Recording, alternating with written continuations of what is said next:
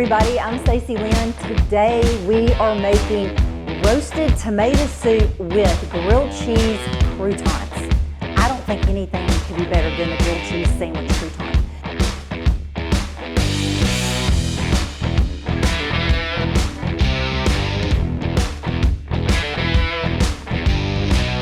They're two Southern favorites at its best. You've got the soup, which is the perfect comfort meal, and then the croutons, the grilled cheese croutons, which, I mean, you gotta have that crunch, and anything with cheese in it is just gonna be great. So here we go. The first thing that I've done is cut up the tomatoes, and these are fresh out of the garden. And a couple of tips about tomatoes. This soup is much better with roasted tomatoes rather than canned tomatoes. You can use canned tomatoes, especially if they were fresh out of the garden and you canned them during the year. I do it all the time. But roasting them, oh my gosh, it makes it so much better. The aromatics that are going into this soup are 1 onion, 2 carrots, and a little bit of herbs. So you've got your basil and your oregano. And so I'm just gonna pull the leaves off of the oregano, as some people say, and just chop that up really fine. And it's all gonna be chopped together in a food processor, or you can always use an immersion blender. So there's a lot of shortcuts that you can take when you're making this tomato soup. I'm showing you, to me, the absolute tastiest way to do it. But if you're in a hurry, you can use canned tomatoes.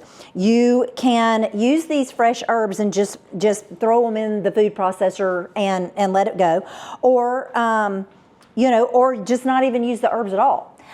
So it's really, you know, it's up to you. You could also just roast everything in the oven. So there's a whole lot of ways that you can make this taste amazing, and it's gonna be good. Anytime you're using fresh ingredients, it's going to be great. Now, in the end, I'm gonna want to garnish with a little bit of basil. So I'm gonna go ahead and show you how to do that and get that ready while I'm chopping it now. But you just roll this up like a cigar, even though people always say that, and I've never made a cigar. But you just roll it up and then you cut across and you get these beautiful long wedges of beautiful pieces of basil. And it does make everything look so pretty. Okay, I'm just gonna go ahead and put the basil in there whole because it doesn't really matter. I'm gonna be, like I said, you know, whizzing it up in the food processor. So I'm gonna go ahead and take that over here, and I'm going to saute the carrots and the onions in the butter, and then we're gonna add all the rest of the ingredients. 1 onion diced, 2 carrots diced, 1 cup of chicken stock. Okay, just gonna cook all of this until soft.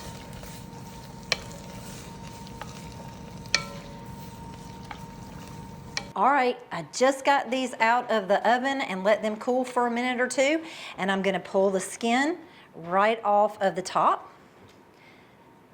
And into the soup they are going to go, and then we are gonna make the croutons. So all of this can go to the chicken, so nothing is wasted. All right, here we go. Let's add this to the onion mixture.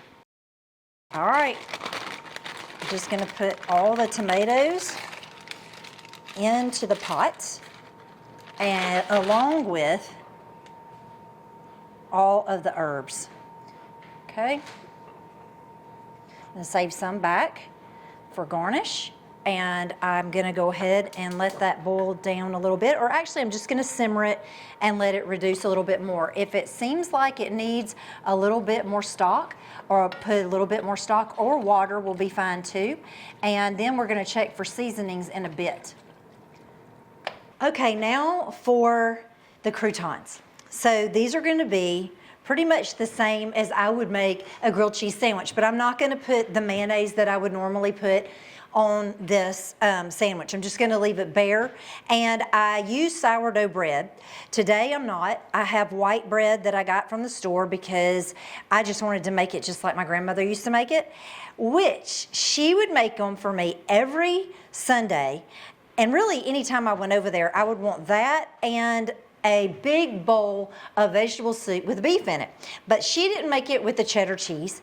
she made it with American cheese. So today I am going to put American cheese in one of these sandwiches.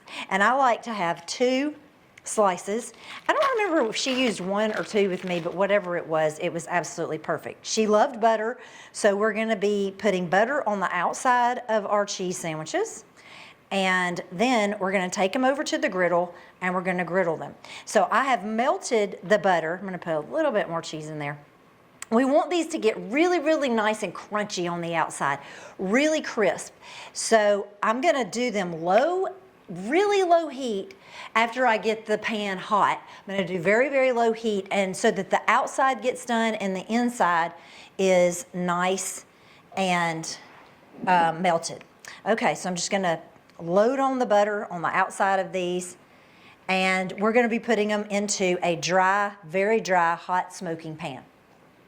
Now, to make a really, really good grilled cheese sandwich, I have butter all on the outside, and we want it to be super crusty on the outside. So you could even put a little bit of cheese on the outside of this bread if you wanted to and get it just caramelized on the bottom of this. But I'm not gonna do it. I'm gonna just be traditional today and put this right on the top. Now, I have it on high heat right now, but I'm gonna lower it because I wanna make sure the outside does not get burned and the inside gets melted, really good and melted. And the outside has enough time to really get very, very crusty because we're using these as croutons. So it's crucial that it gets crusty. So I'm gonna turn down the heat. I'm gonna put something really heavy on the top so that cheese will get good and melted. That's another way to do that. And I want the marks from the griddle pan to get onto the sandwich. I wanna see it. I want it really, really crusty all the way through that bread. All right, so I did add a little bit more water to this and just a tad of salt. And you can, if it's not acidic enough for you, or it just doesn't have the flavor you want, you can squeeze a lemon in it and it'll make all the difference in the world. So I'm just gonna ladle this soup into a food processor or a blender, or if you wanted to use an immersion blender, you can do that as well. And so I really like using a blender just because you're gonna get so much more smooth of a soup, and I really want this to be super smooth. In the end, we're gonna add a little heavy whipping cream to it. You could add it here in the blender if you wanted to, but I really like to have that streak of white going through my my soup. I think it looks good, and to me, when food looks good, it tastes good. Okay, so now I've got it all in here, and you can do double, obviously.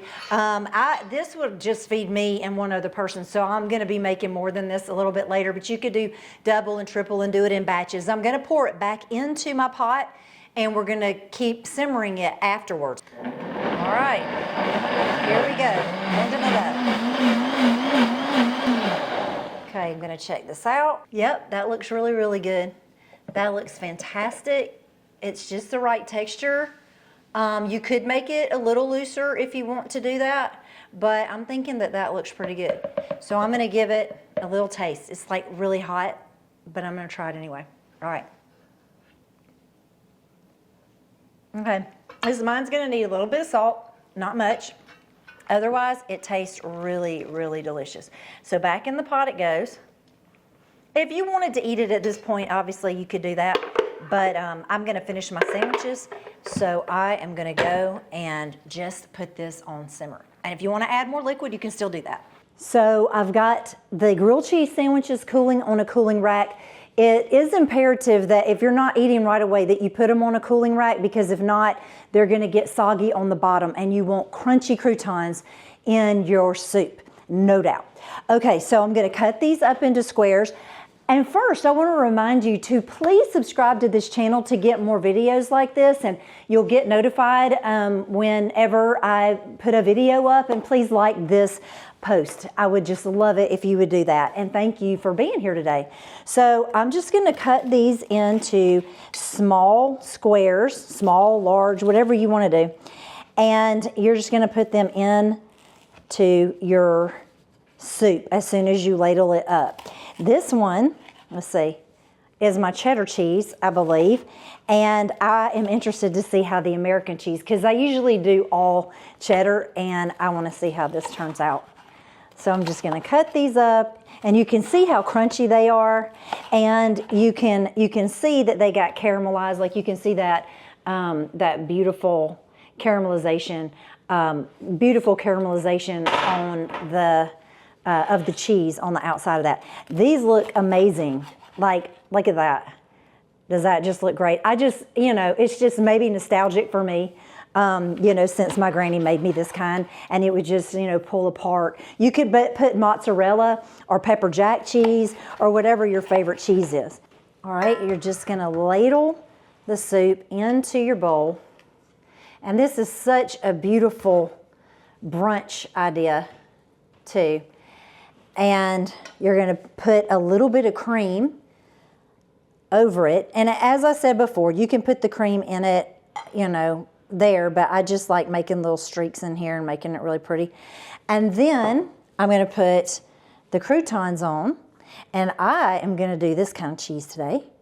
So I am loving this.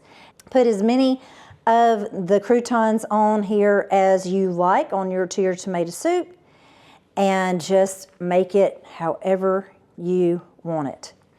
So I'm just adding more because I just love these croutons. Okay, so I'm going to take a really big bite of this and see how it is with my grandmother's grilled cheese sandwich. I'm loving it. I like it just as well as the cheddar, and I like pepper jack too, and all of the other things, but this is just nostalgic for me, and I just absolutely love it. If you liked this recipe, I do want you to go try it. Let me know in the comments what you think, and please subscribe to my channel and like this video. Thanks a lot. I'm glad you were here, and if you don't have my book, check out Love Language of the South. See you later.